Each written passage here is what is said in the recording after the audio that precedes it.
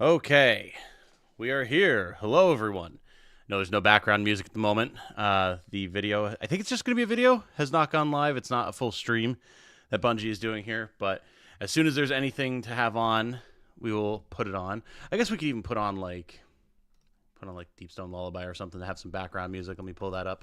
But how you guys doing this fine morning? I know it is not quite 11 a.m. on a Monday here for me, but we need to see what it is that Bungie has in store for us today. If you did not know, the reason we're here is Bungie has the Journey Ahead thing showcase that they're doing for post-Final Shape things in Destiny.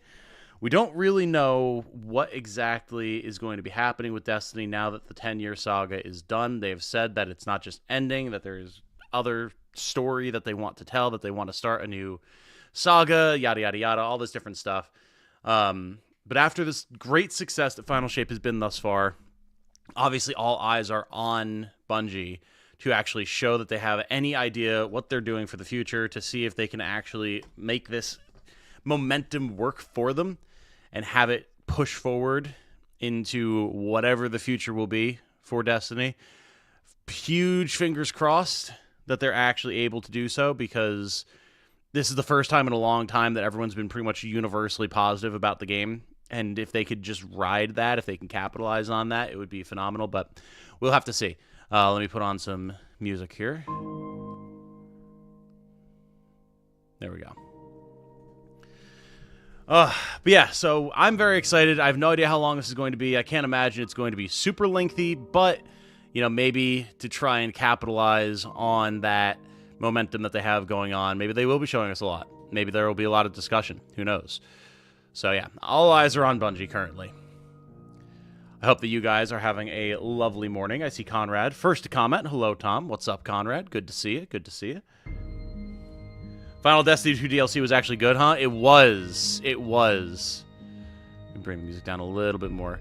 Phenomenal, actually. Like, even people who've been very cynical, very critical about how the game has been going in recent years, myself being one of those, I was going to be there anyway to see the end, whether it was good or bad, because, I mean, made it this far, right? Very, very pleasantly surprised. Excellent story. Excellent character writing. Really good gameplay. A ton of really well-handled conclusions to storylines, with enough of a setup going forward that it's clear that there can be more. There can actually be progress in this world. And I am excited to see what that's going to be. I got a feeling when we were doing the final mission and like post-game stuff the other night that it feels like they've actually successfully set up a going forward storyline. Like, the story as it has been now almost feels the way the past lore of other games feels. Like, I was thinking of something like Mass Effect. People compare Mass Effect and Destiny a lot. And the ending of Final Shape and how they've brought everything together with, like, the coalition of alien forces and dealing with the Witness and what's going on with the Traveler and the blending of light and dark. It feels like something that you would read about and, like, hear characters talking about in lore. In something like Mass Effect. Like, oh yes, in the past, like, there was this great conflict over these different primordial forces, and it was the first time that humanity had major contact with alien forces, and they were thrust back into a dark age, but over time, heroes arose, and they forged bonds with the aliens that had destroyed them, like, aspects of those factions, and came together for survival, formed a coalition, an alliance. Their cultures started to mingle, and then, like, now here we are 100, 150, 200 years later, and this is the setting for our grand sort of space opera setting of a game or a book or a movie or whatever. It feels like they're at that point where they actually let us experience and play what that setup would look like. The question will then be, what are they going to do with it? That is the thing that everyone is very concerned about. I hope that they can do it. I really do. The thing about Final Shape, and part of why they're doing this, like the Journey Ahead video, I guess, is the fact that this is the dismount point. This is the point at which... These are beaten, broken souls. And yet our fortunes ride with them. Doriver has subscribed. Welcome, Doriver. Hope that you are having a lovely day, my friend. Good to have you with us. What was I saying? This is the dismount point. This is the end of that 10-year journey that so many people signed up for when we were all so much younger. And then a lot of other people obviously joined along the way. And it's the natural point that people are going to fall off. Not even because they're like dissatisfied with things, satisfied with the way things have happened, just like, this is what I signed up for, I'm good. So Bungie has a major task on their hands to actually have any sort of content going forward that's going to be compelling and interesting and make people want to stay engaged. Because, I mean, that's kind of where I've been at. I'm more engaged now and more interested in continuing now than I was prior to the Final Shape, absolutely. I'd been saying, like, I'm going to experience the Final Shape, and then I'm just ollieing right out of here. Like, doing a kickflip right off this bitch, you know? Just because Lightfall was such a disappointment, and there's been so many problems along the way, and Final Shape doesn't fix that. All of those missteps and mismanagement issues and poor writing decisions and obvious over-monetization, yada, yada, yada, all of that still exists. And so that's what's going to make this post-Final Shape period and this going forward video and everything so important. Because they're striving against that weight dragging them down that they're never going to be able to just get rid of. And then also the natural entropic falling off point that people are going to hit. So there's a lot of questions for the future. But there's potential. And that's a whole hell of a lot more than I expected to be able to say prior to Final Shape. Randall the Vandal, honestly can't wait to see what their plan for the future will be. Yeah, I mean, I think that's where we're all at, right? I think that's where we're all at. Like, I'm excited to see what the episodic content is going to be with the stuff with Nessus and then whatever else is coming after that. But, like, are they going to announce D3? I doubt it.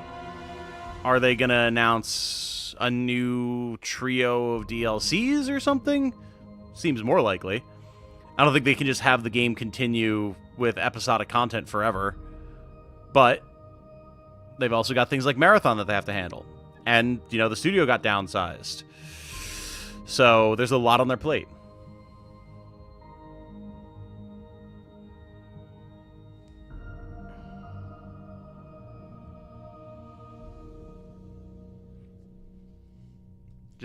I just got you a Bungie friend. I hope you play again.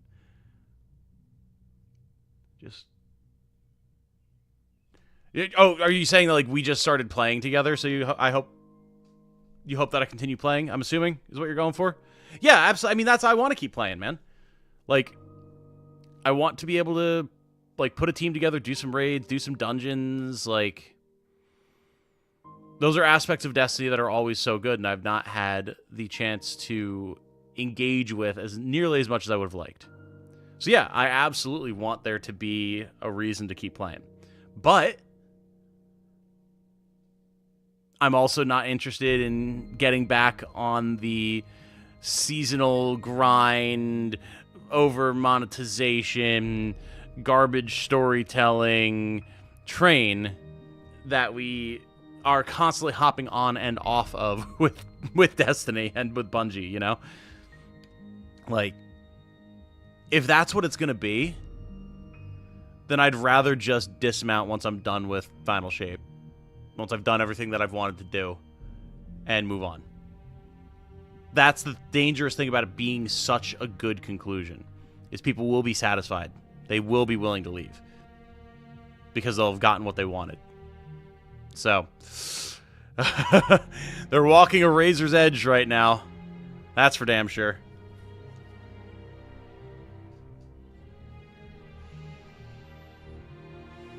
Yeah, I mean, it does feel unreal, though. I really didn't think that they were going to be able to pull it off.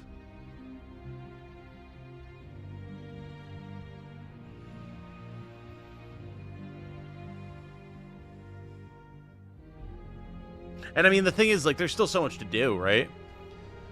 Like, I've got a ton of stuff to do in Final Shape. Like, that's so much.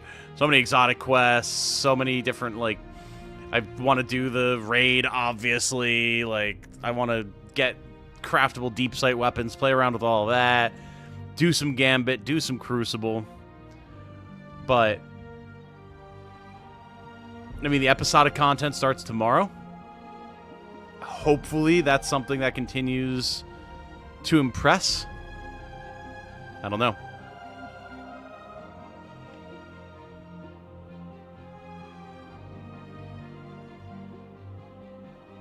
You know, we got to keep in mind the things that we lost, too. Like, this track that's so good,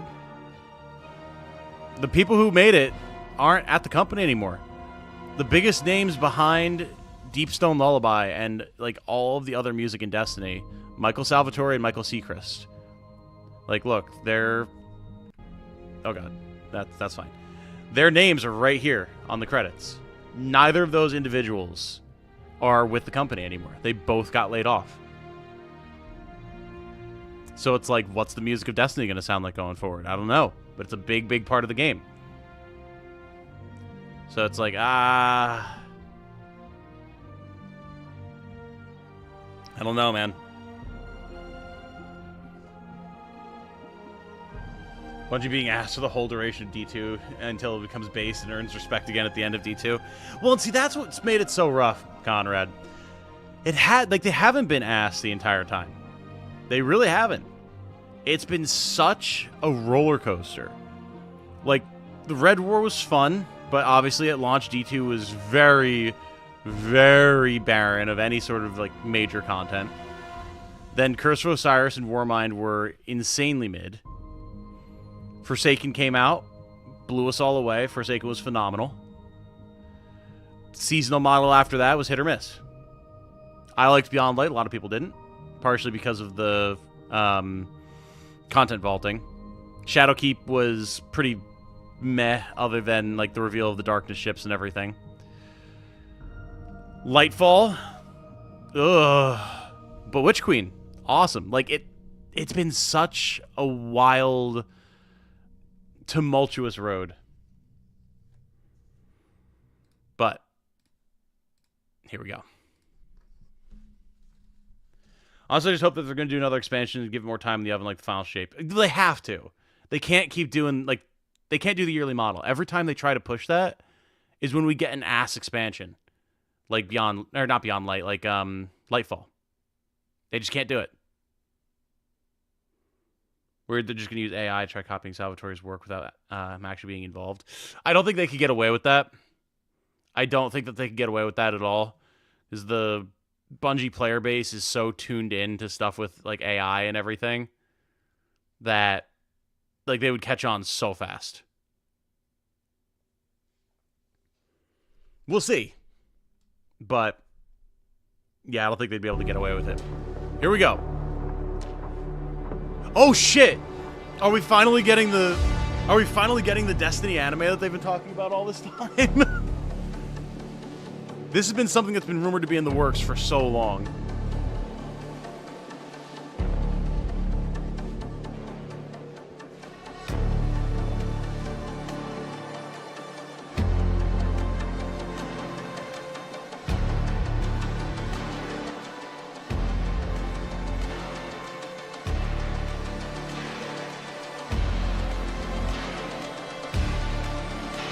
Oh, this is just the... I got super debated. I've never seen this countdown.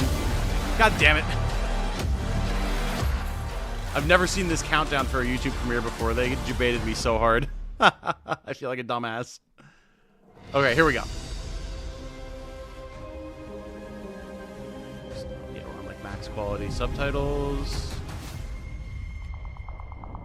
Year 10 episodes. Okay, yeah, this is what's coming up. Episodes are telling singular stories that stand on their own, that are also building up mysteries for the future of Destiny. For the episodes, we introduced this single object of immense power. An echo is a direct result of the battle with the Witness. All of the darkness that was holding it together exploded out, colliding with the matter-making properties of light, manifesting all of these different memories inside of the witness. This collision of darkness and light created this explosion, and so these echoes spread across the galaxy.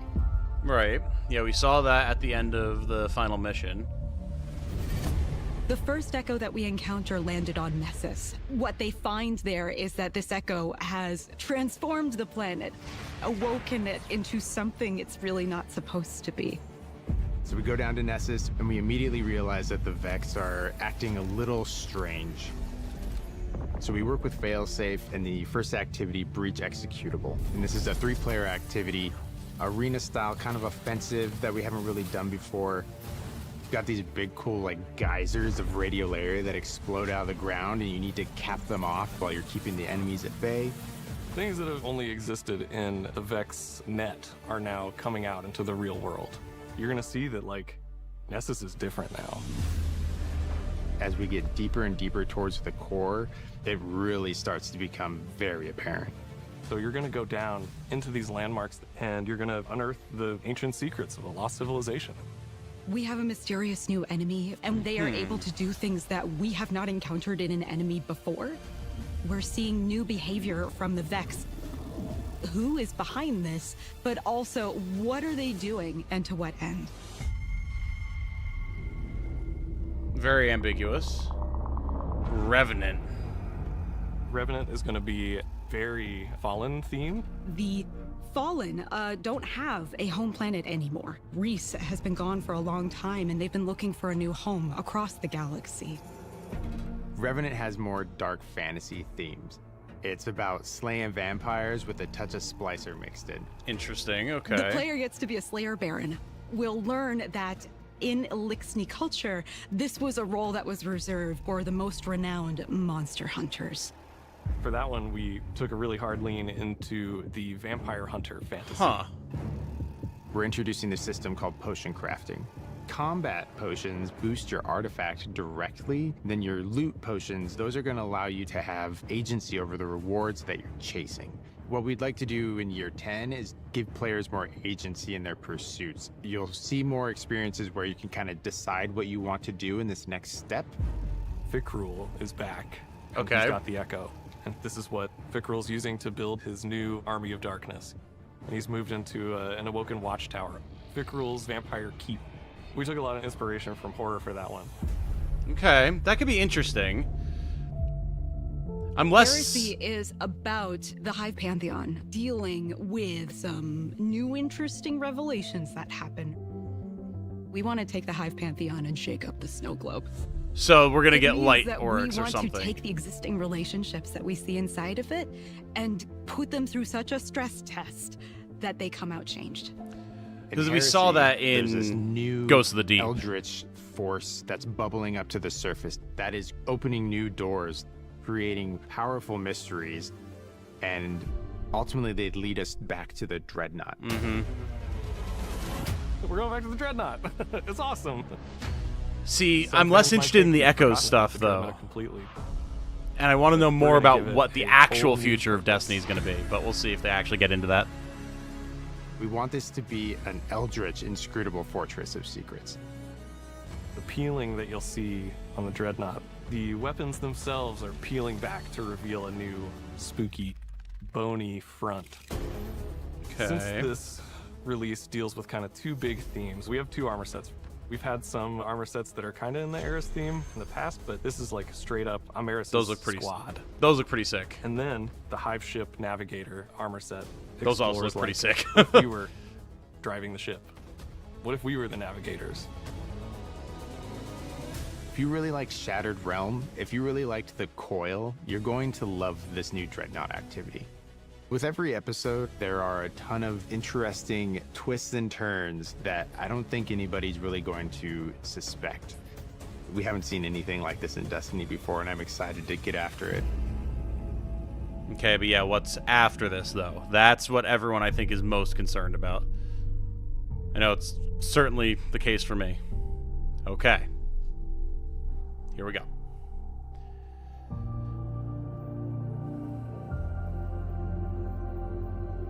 Codename Frontiers, huh?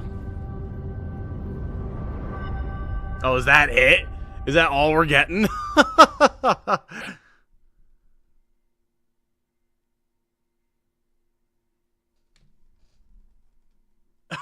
Okay. Oh. All right, that was it. Pack it in, everybody. That's all. Okay. Well, obviously Bungie doesn't know what they have going on either, or they're not ready to show it anyway. There's stuff, but no promises. Yeah. Yeah.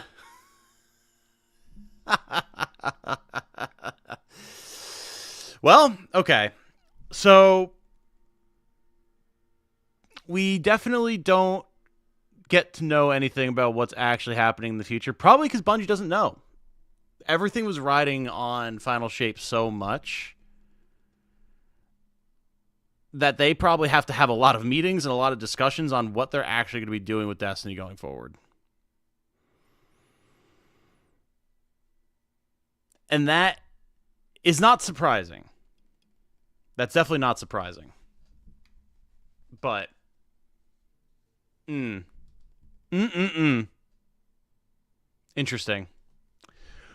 Well, I guess that's all, everybody.